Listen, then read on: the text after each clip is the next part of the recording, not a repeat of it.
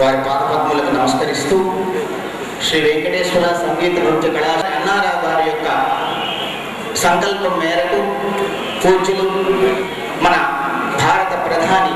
తొలి ప్రధాని పండిట్ జవహర్లాల్ నెహ్రూ వారి చేతుల మీదుగా శంకుస్థాపన జరపబడింది.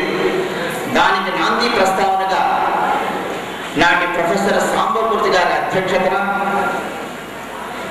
పూజ్యులు ద్వారం వెంకటస్వామి నాయుడు గారు, ముసిరి సుబ్రహ్మణ్యం అయ్యర్ గారు, ఎంఎం దండపాణి దేశకర్ గారు వంటి పెద్దలు అనేక మంది ఒక కమిటీగా ఏర్పడి వాళ్ళ సలహాల మేరకు 1959లో శంకుస్థాపన గావింపబడి 1960 నుండి కూడా తరగతులు ప్రారంభించబడింది. ముఖ్యంగా శాస్త్రీయ భారతరత్న డాక్టర్ ఎంఎస్ సుబ్బలక్ష్మి గారికి ప్రదానం చేయడం జరిగింది. లతా మంగేష్కర్ గారు, పండిట్ రవిశంకర్ గారు, లాల్గుడి జి జయరామన్ గారు, ఎంఎస్ గోపాలకృష్ణ గారు లాంటి ఉద్దండ మహాపండితులతో సరసన శ్రీ గౌరవనీయులు ఇక్కడ ఉన్నటువంటి అన్నవరపు రామస్వామి గారు, డాక్టర్ ఎల్లా వెంకటేశ్వర గారు తదితరులు అందరూ కూడా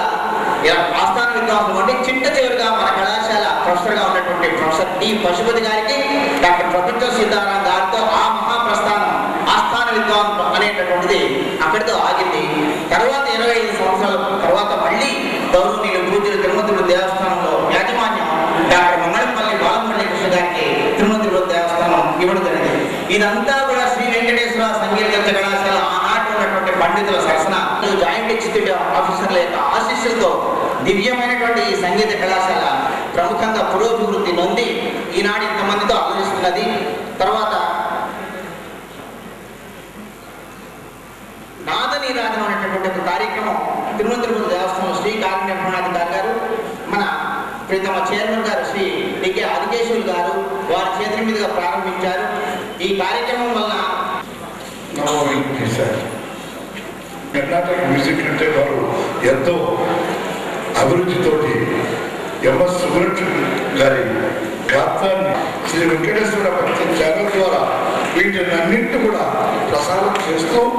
అంతేకాకుండా ఈ మధ్యనే మన గారి ఆలోచన మేరకే